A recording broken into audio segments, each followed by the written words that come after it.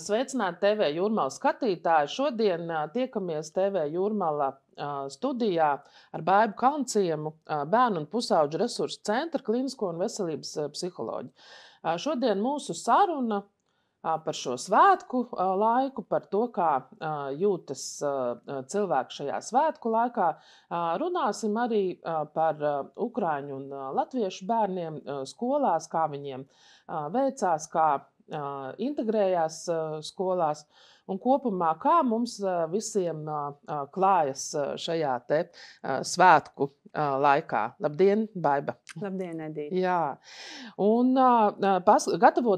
gatavojoties šai sarunai, paskatījos arī, ko tad saka dažādi pētījumi, kā šobrīd Ziemassvētku un Jaungada laikā jūtas cilvēku. Un atradu, ka Amerikas psihiatru asociācija ir veikusi pētījumu un saka, ka tomēr trešdaļa no pieaugušiem cilvēkiem šajā svētku laikā izjūt lielāku vai mazāku stresu.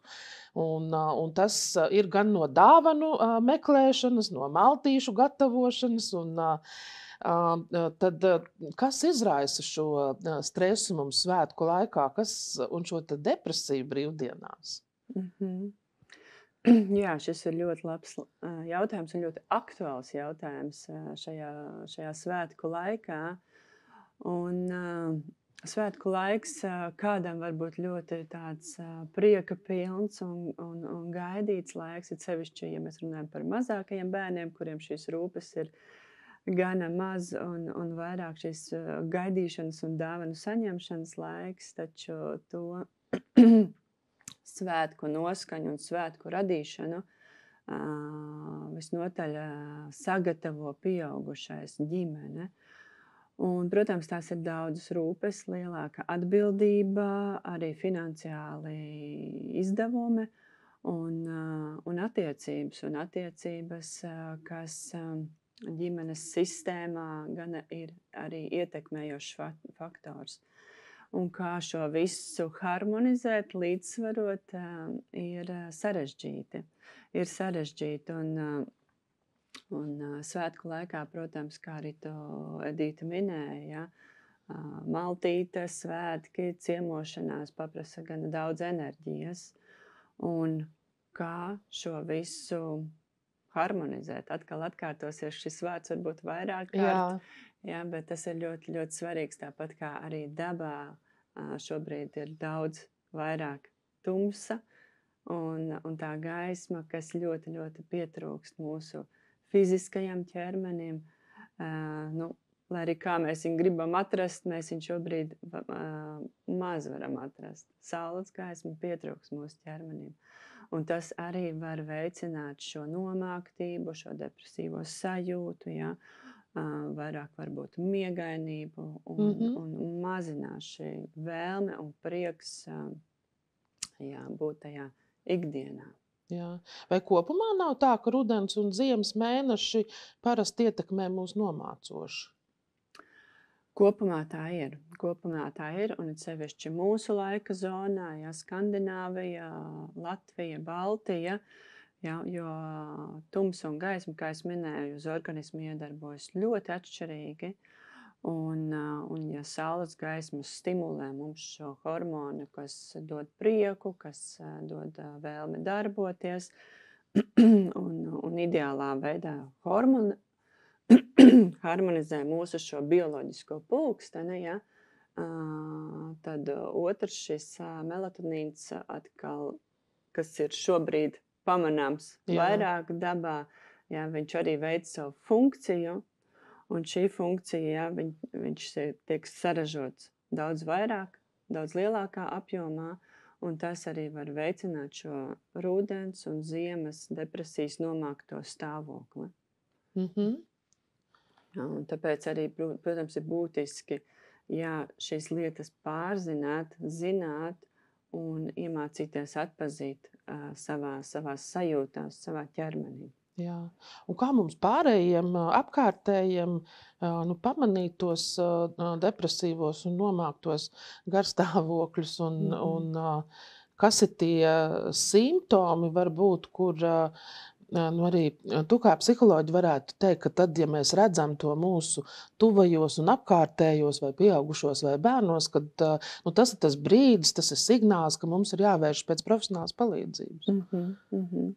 Jā, šis ļoti būtisks jautājums, un it sevišķi strādājot ikdienā ar pusauģiem, es ļoti novērtēju tās ģimenes, kuras ir pamanījušas šos simptomus, un tiešām tie ir gan jauniešiem, gan arī ģimenes locekļiem pārējiem, kas tiek pamanīts, pirmkārt šis nogurums, ilgstošs nogurums, nevēlēšanās socializēties, ļoti izteikta simptomātika jauniešiem, noslēgšanās, izolēšanās, varbūt tiek pamanīts, kad vairāk ir miegainība, ir jaunieši,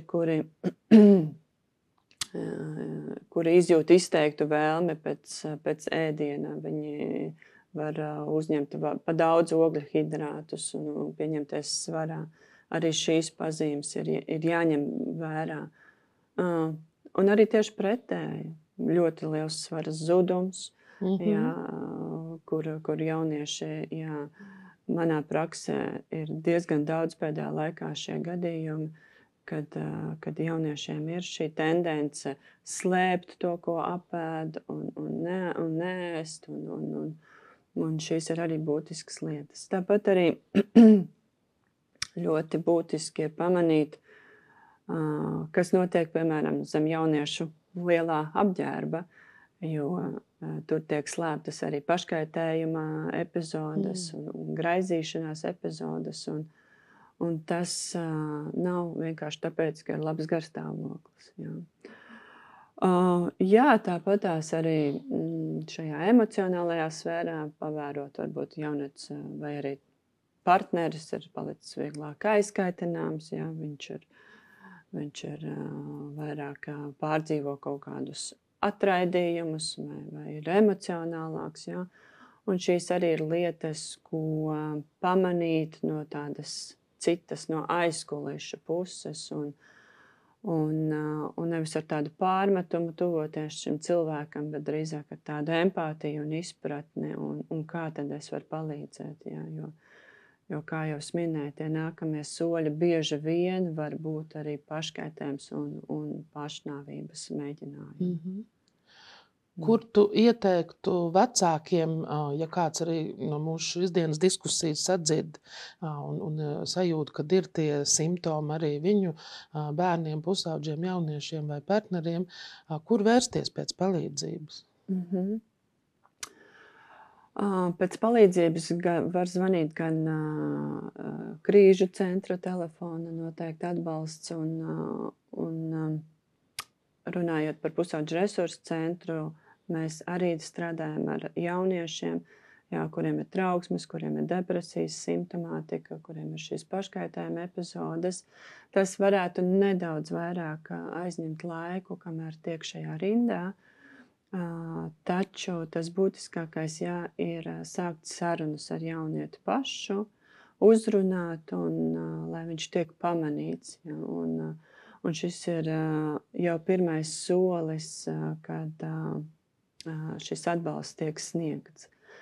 Tāpat tās arī tās pamanīt, kas varbūt ir mainījies, ko es nepieminēju, vai jaunietis nodarbojas, piemēram, ar kaut kādām fiziskām aktivitātēm, vai viņš iet ārā ar draugiem, kas ir, vai viņš šajā aizslēgtajā, tumšajā istabā. Un par to, kādas būtu šīs pirmās palīdzības un ko var sniegt vecāks. Tas noteikti ir šis centrs vai krīžu telefons, vai arī griezties pašiem pēc, jo arī vecākiem bieži vien ir nepieciešams atbalsts, kā tad rīkoties. Paldies! Un Kopumā mēs runājām par to, ka šobrīd ir šis tumšais laiks apkārt, lai arī pilsētas ir izrotātas svētkiem.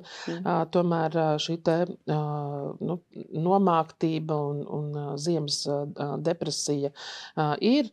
Jautājums ir, kā kopumā arī pieaugušajiem un jauniešiem, kā izrauties no šīs te rudens un ziemas nomāktības, ko darīt? Noteikti nevajadzētu aizmirst par mūsu fizisko ķermeni. Ja?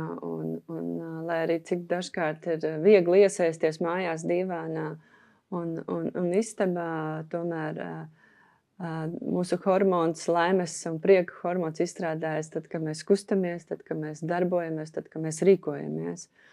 Un, ja varbūt ziemā šobrīd mēs nevaram pikoties un slēpot un izbaudīt šos ziemas priekus, vismaz šobrīd, cerēsim, ka ziema atnāks ar to savu baltumu.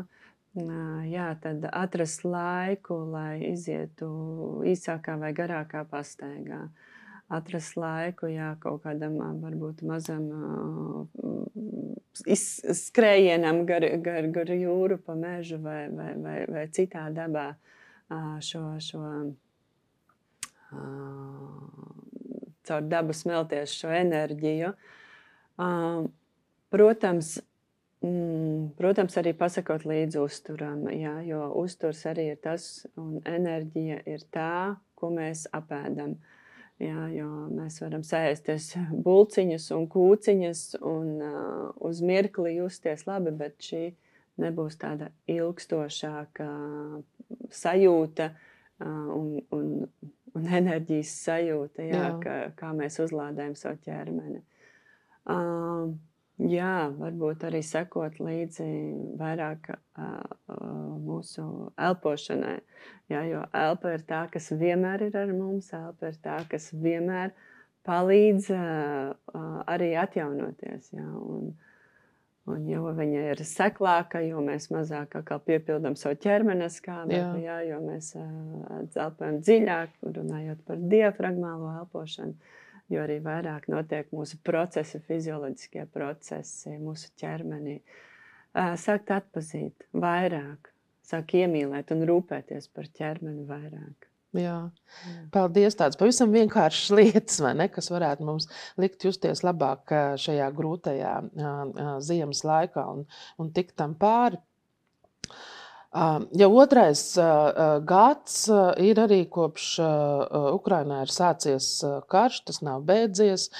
Daudz arī publiskajā telpā mēs dzirdam par drošības jautājumiem, par Latvijas drošību. Tas noteikti atstāja arī tādu psiholoģisko nospiedumu gan uz Latvijas iedzīvotājiem, gan arī uz Ukrainas iedzīvotājiem, kas ir raduši pie mums patvērumu. Ko mums arī kā sabiedrībai vajadzētu zināt par tiem ukraiņu bērniem un vecākiem, kas šeit raduši patvērumu? Es runāju ar ukraiņu psiholoģiem, un viņi saka, ļoti daudziem bērniem joprojām arī ir šis te posttraumatiskais stress, un tas nepazūd tikai no dažām sesijām ar psihologiem. Ticamāk, tur būs vēl daudzu gadu darbs un tas atbalsts, kas mums jāsniedz viņiem, tas arī joprojām ir jāsniedz un jāatbalsta. Kā mums, kā sabiedrībai, atbalstīt varbūt psiholoģiski tos bērnus un vecākus no Ukrainas, kas pie mums ir raduši patvērumu? Jo ticamāk, katrā Latvijas skolā vai bērndārzā ir kāds bērns no Ukrainas šobrīd. Jā, šī noteikti ir aktualitāte, kas turpinās tiešām jau otro gadu. Un atbalsts noteikti ir nepieciešams gan šīm ģimenēm, gan bērniem. Un pirmkārt jau šī izpratne vispār par to, kas tad ir posttraumatiskais sindroms. Un tas tiešām var būt ilgstošs stāvoklis, kas var izpausties kā trauksmē, kas var izpausties kā murgos, nakts murgos.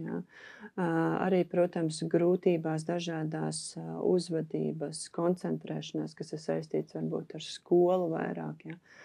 Tāpat tās var izpausties agresivitātē, nomāktībā, ja, kas atkal sasaistās ar tikko pieminēto depresiju, apātiju. Ja, un bērni var būt ļoti īpaši jūtīgi un dažreiz pat izpauž šo spēcīgo stresu caur negatīvām emocijām.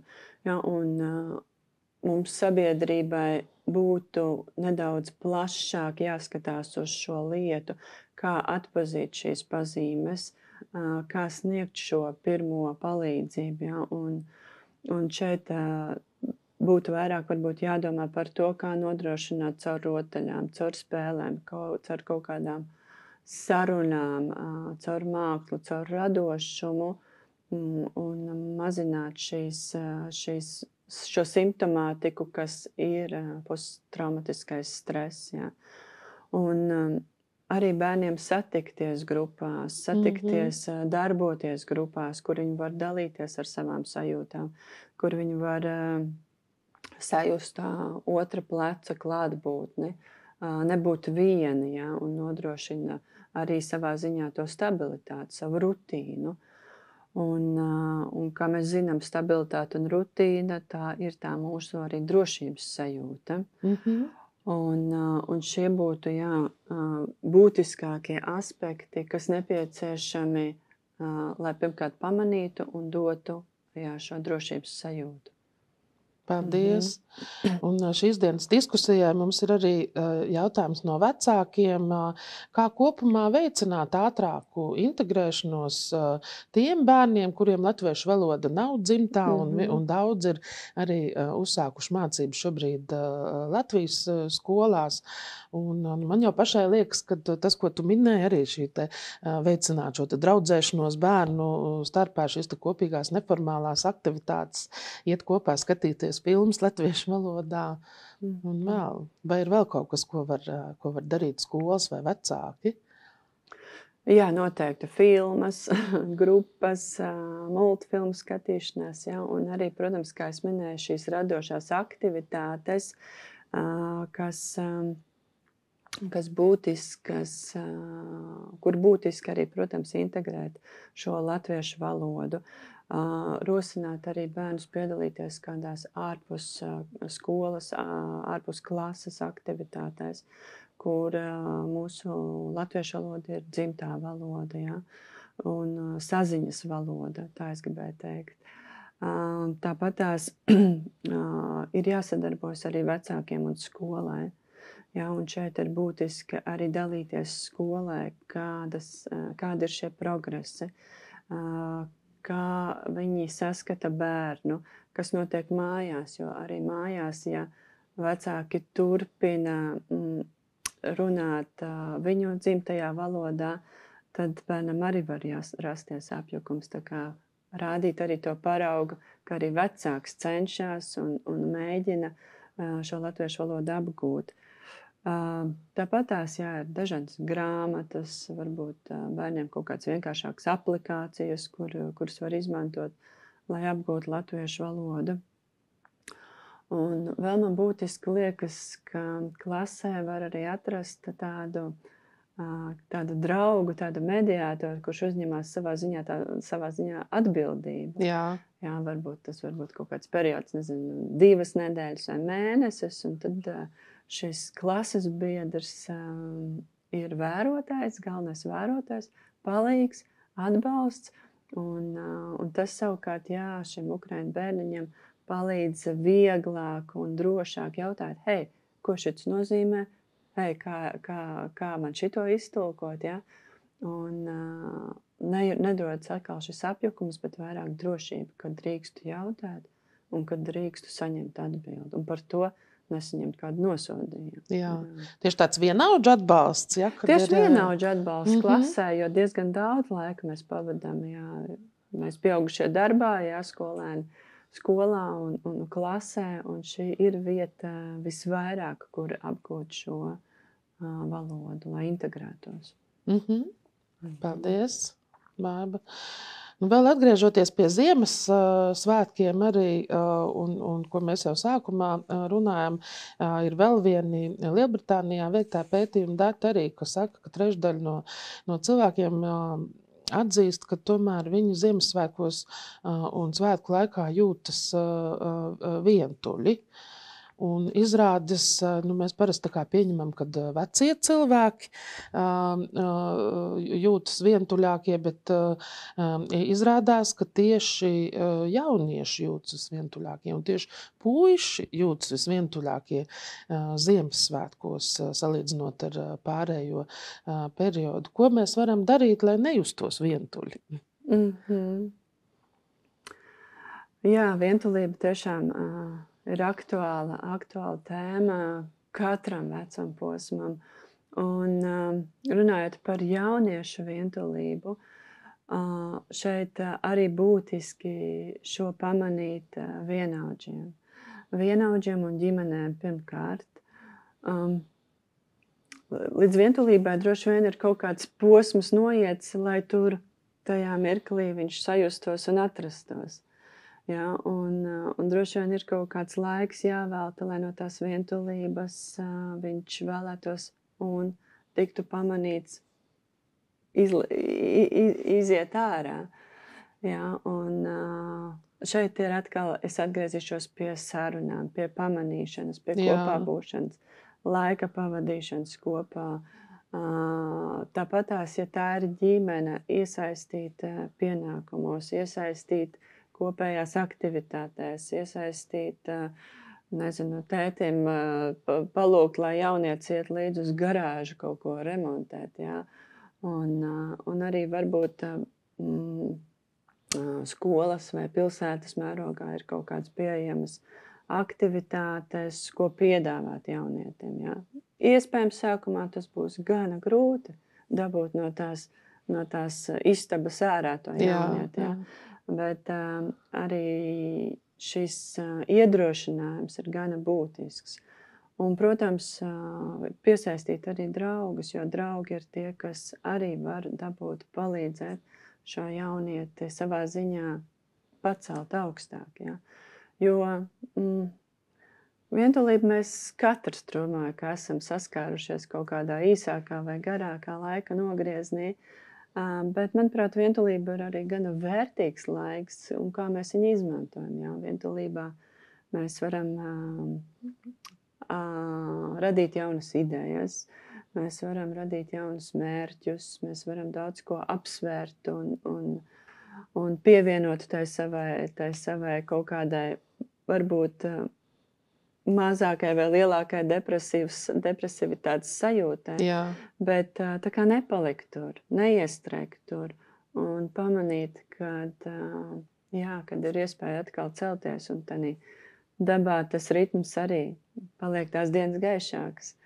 Jā, un ticēt arī, ka tā gaisma vairāk iespīdēs mūsu katra apziņā, mūsu katras sajūtās, mūsu katra ikdienā.